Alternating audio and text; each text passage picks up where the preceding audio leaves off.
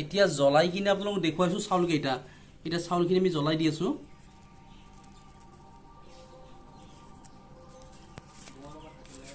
বন্ধুসকল নমস্কাৰ এটা সম্পূৰ্ণ ব্যতিক্ৰমী ভিডিঅ'লৈ আপোনালোক সকলোকে স্বাগতম জনাইছো আজি মই আহিছো এটা পৰিয়ালৰ ওচৰলৈকে আৰু পৰিয়ালটোই দেখুৱাব আপোনালোকক প্লাষ্টিকৰ চাউল আমাৰ ধানৰ পৰা প্ৰস্তুত কৰা চাউলৰ লগত আছে প্লাষ্টিকৰ চাউল আৰু প্লাষ্টিকৰ চাউলৰ কাহিনী আপোনালোকক দেখুৱাইছো আৰু খালে কি হয় আৰু আপোনালোকে কি খাই আছে ইমান দিন হেয়া আপোনালোকক মই দেখুৱাই এয়াই হ'ল চাউল মানে এয়া চাউল এইবিলাক চাউলৰ লগত মিক্স কৰি দিয়া আছে আপোনাৰ প্লাষ্টিকৰ চাউল আৰু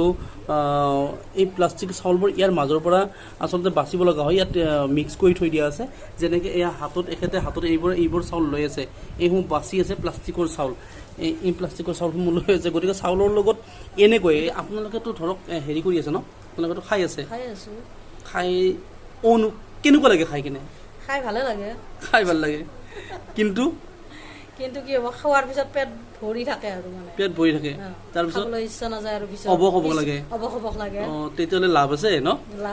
তাৰমানে একবাৰ খোৱাৰ পিছত যদি পেটটো ফুলি থাকে দ্বিতীয়বাৰ খাব নালাগে তেতিয়া লাভ আছে মানে প্লাষ্টিক চাউল খালে পেট ভৰি যায় আৰু দ্বিতীয়বাৰ খাব নালাগে ঠিকেই মানে এয়া চাউল খোৱা নাই যে এইকেইদিন এতিয়া কোনো কথা নাই আচ্ছা এতিয়া খোৱা নাই কাৰণে পেটৰ প্ৰব্লেম নাই মানে ভোক লাগি থাকে এতিয়া ভোক লাগি থাকে আৰু এয়া খালে এয়া চাউল খালে এবাৰ খালে দ্বিতীয়বাৰ খাব ইচ্ছা নাযায় আৰু আচ্ছা মানে এয়া চাউল এবাৰ খালে দ্বিতীয়বাৰ খাবলৈ মন নাযায় পেট ভৰি থাকে গতিকে লাভ আছে লাভ বুলিয়ে ক'ব লাগিব এতিয়া আচৰিত কিন্তু দে আৰু এয়া প্লাষ্টিকৰ চাউল হাতত লৈছে প্লাষ্টিকৰ চাউল এতিয়া আপোনালোকক দেখুৱাম প্লাষ্টিক চাউল আৰু আমাৰ ধানৰ পৰা প্ৰস্তুত হোৱা চাউলৰ কিছু বিশেষত্ব কিছু বিশেষ বস্তু দেখুৱাম আপোনালোকক প্ৰমাণ কৰি দেখুৱাম যে আমাৰ ধানৰ পৰা প্ৰস্তুত হোৱা চাউল আৰু প্লাষ্টিক চাউল কেনেকুৱা আপোনালোকক দেখুৱাই আছো আমাৰ এই চাউল দিয়ক এই চাউলটো দিয়ক এই চাউল এইটো ভাঙি দিয়কচোন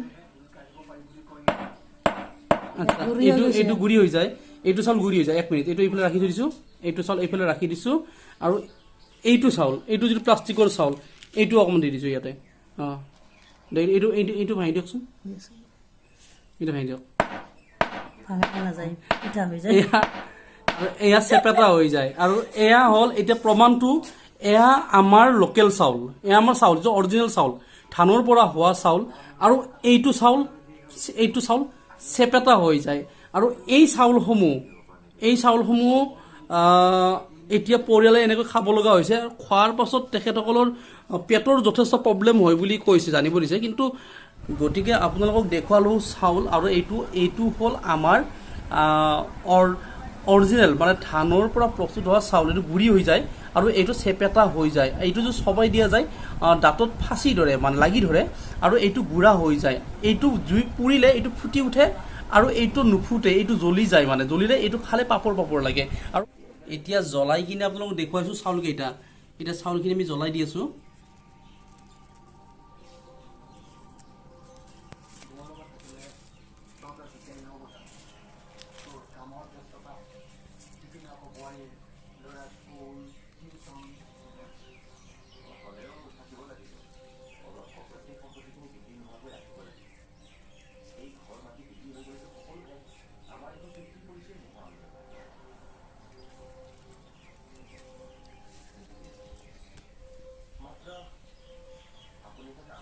এই চাবা এই আঠা ওলাইছে দেখিছানে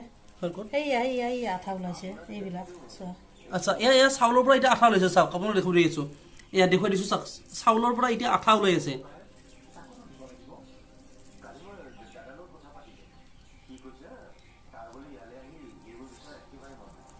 এই চোৱাচোন চোৱা ফেন বাহিৰ হৈ আছে পুৰা কেইটা চোৱাচোন এতিয়া যিখিনি চাউল জ্বলি গৈছে সেইখিনি চাউল চাওক কেনেকৈ এই চাওক আঠা ওলাই আছে এই চাউলৰ পৰা আঠা ওলাই আছে চাওক আপোনালোকক দেখুৱাই দিছোঁ যদি বিশ্বাস হোৱা নাই কিছুমানৰ চাওক পুৰা গোন্ধ ওলাইছে এই চাওক এটা সম্পূৰ্ণ প্লাষ্টিক পুৰা গোন্ধ এই চাওক চাউল এইখিনি চাউল পুৰা লাগি ধৰিলে পুৰা আঠা ওলাই গৈছে চাওক এইখিনি চাউল প্লাষ্টিক গোন্ধ পুৰা এইখিনি চাউল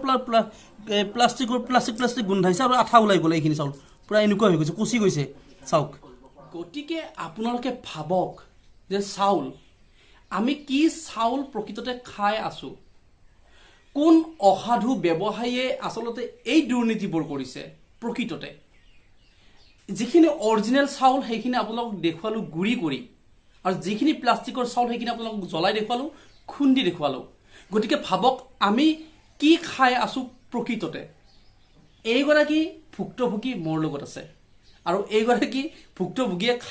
চাউলটো খাই কৈছে যে এবাৰ খালে পেট ভৰি থাকে আৰু নাখালেও হয়, পেট ফুলি যায়, তেনেকৈ কৈছে। তাৰ পাছত যেতিয়া এই চাউলটো খাবলৈকে বাদ দিলে, আমাৰ যিটো ধানৰ পৰা প্ৰস্তুত হোৱা চাউল, বিশ্বাসী চাউল, সেইটো খাই আছে, তেতিয়া এনি টাইম ভোক লাগি থাকে, খাবলৈকে মন যায়। কিন্তু এই যিটো চাউল আপোনালোকক জ্বলাই দেখুৱালোঁ, সেই চাউলটো সম্পূৰ্ণ প্লাষ্টিকৰ, আৰু জ্বলাই দিয়াৰ পিছত আপোনালোকৰ অনুভৱ নিশ্চয় হৈছে যে কেনেকৈ আঠা ওলাইছে, আৰু সেইটো খালেই এতিয়া যদি চবাই দিয়া যায় পাপৰ পাপৰ লাগে। আমাৰ যে লোকেল ধানৰ চাউল, এইটো খালে সান্দহ লাগে জ্বলাই দিয়াৰ পিছত। গতিকে ভাবক আমি কি খাই আছোঁ। আপুনি যে এই চাউলটো যে ধৰক কিমান দিনৰ পৰা খাই আছিলে? মানে খাই মানে হ'ল আজি 10 দিন মানে হ'ল আনিব। আনাৰ পিছত 3বাৰ খালো আৰু 3 ৰোজ। খোৱাৰ পিছত মানে মই চাউল কেইটা জিকাই থৈ বনাও নে, ফুলি উঠিছে এই চাউলটো। এইটো চাউল মানে ভিজাই থওঁতে বহুত ডাঙৰ হৈ ফুলি উঠিল। তাৰপিছত মই আৰু বোলো এইটো কি চাউল ইমান ফুলি উঠিছে, যে টিপি চাউল যে পিঠা হেন হৈ যায়, তাৰ আঠাৰ দৰে লাগে। মই আৰু মালিকক মাতি দিলো, আৰু দিওঁতে দেখুৱাই তাৰে পিছত মই আৰু মানে এইটো বস্তু এঠাইত শুনি আহিছিলো দোকানত। শুনি অহাৰ পিছত মই মানে চাউলটো সন্দেহ হ'ল, মানে সন্দেহ হৈ গ'ল চাউলটো দেখা। তাৰপিছত মই বোলো চাই লওঁ আৰু চাউলটো এনেকুৱা হ'বও পাৰে, যদি ফুলি উঠিছে তেতিয়াহ'লে চাউল যি হয় চাউল বহুত কেইটা পালো ইয়াত। গতিকে এই ধৰণে আমি সদায় চাউল খাই আছোঁ।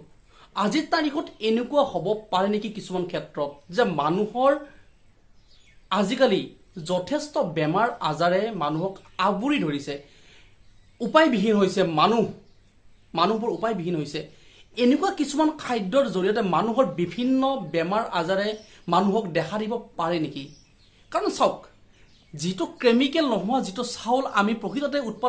নিজে উৎপাদন কৰি কিনে খাইছোঁ, তেতিয়া হয়তো ইমান বেমাৰ আজাৰ আমাৰ নাছিলে। কিন্তু যেতিয়াৰ পৰা আমি সস্তীয়ভাৱে আমি যিবিলাক খাদ্য খাবলৈকে লৈছোঁ, হয়তো তাৰ পৰাই আমাৰ বহুতো বেমাৰ আজাৰ হৈছে। আৰু আজি তাৰ এক জ্বলন্ত উদাহৰণ আপোনালোকৰ মাজত দাঙি ধৰিছোঁ, মই দেখুৱাইছোঁ আপোনালোকক। কিন্তু এইটো ঠিক, মই ক'ব খোজা নাই যে এই চাউলৰ কাৰণে আমাৰ যথেষ্ট ক্ষতি হৈছে, বেমাৰ আজাৰ হৈছে। কিন্তু অনুভৱ আৰু আমি সন্দেহ কৰিব পাৰোঁ, কাৰণ আজিৰ তাৰিখত যি চাউল আপোনালোকক জ্বলাই দেখুৱাইছোঁ, আঠা ওলাই চাউলটোৰ, প্লাষ্টিক চাউল, আঠা ওলাই যায়। আৰু এনেকুৱা চাউল যিসকল অসাধু ব্যৱসায়ীয়ে এনেধৰণৰ কামবোৰ কৰিছে, তেখেতসকলক কিন্তু মই ভাবোঁ ৰাইজৰ সহযোগত বা চৰকাৰৰ সহযোগত সেইসকল ব্যক্তিক, সেইসকল অসাধু ব্যৱসায়ীক কৰায়ত্ব কৰিব লাগে, ধৰিব লাগে, আৰু তাৰ পাছত ইয়াৰ ওপৰত তদন্ত কৰি উচিত বিচাৰ এখন কৰিব লাগে। আপোনালোকে হয়তো মই কথাখিনি কোৱাৰ কাৰণে কিছুমানৰ গাত লাগিব পাৰে, বেয়া পাব পাৰে, কিন্তু মানুহৰ জীৱনৰ লগত খেল খেলাটো সম্ভৱ জানো? গতিকে বৰ এখন দুখৰ ছবি, আচৰিত কথা যে আমি প্ৰকৃততে কি খাই আছোঁ। বাস্তৱ ছবি এখন উপস্থাপন কৰিবলৈ যাওঁতে বহুতে হয়তো মোক বেয়া পাবও পাৰে, কিন্তু তাৰ কাৰণে আমি বৰ বিষ খাব নোৱাৰোঁ। আপোনালোকক মই কথাখিনি আৰু ভিডিঅ'টো মই এই কাৰণে দেখুৱাইছোঁ যে আপোনালোকে যিসমূহ চাউল সংগ্ৰহ কৰিছে, তাত প্ৰকৃততে কি কি চাউল সোমাই আছে, কি খাই আছে, নে বৰ বিষ খাই আছে, সেইবোৰ আপোনালোকে অকণমান চাই চিতি ল'ব। কাৰণ বহুতেই খাইছে, বহুতৰ পেটৰ অসুখ হৈছে, আৰু জ্বলাই চাইছোঁ, জ্বলাই দিয়াৰ পিছত আঠা ওলাই গৈছে, প্লাষ্টিক গোন্ধ ওলাই গৈছে। গতিকে এইসমূহৰ পৰা আপোনালোকে সজাগ থাকক, সতৰ্ক হৈ থাকক। আৰু মই পুনৰবাৰ কৈছোঁ, যিসকল অসাধু ব্যৱসায়ীয়ে এনেকুৱা ধৰণৰ দুৰ্নীতিৰ কামবোৰ কৰিছে, এনেকুৱা ধৰণৰ অনৈতিক কামবোৰ কৰিছে, তেখেতসকলে যাতে মানৱ জীৱনৰ লগত হেতালি নকৰে, খেল নেখেলে, মানুহৰ জীৱনত যাতে এনেকুৱা অমানিশা নমাই লৈ নাহে, তাৰ বাবে মই বিনম্ৰ অনুৰোধ কৰিছোঁ। আৰু আপোনালোকৰ দৰে মানুহ যদি সমাজখনত জীয়াই থাকে, তেতিয়াহ'লে সমাজখন অধপতন হওঁতে বেছি সময় নালাগে। জীৱনৰ এটা জ্বলন্ত উদাহৰণ আজি মই দাঙি ধৰিছোঁ। মোক হয়তো কোনোবাই ব্যক্তিগতভাৱে বেয়া পোৱাটো স্বাভাৱিক এই ভিডিঅ'টো উপস্থাপন কৰাৰ কাৰণে, কিন্তু আশা ৰাখিম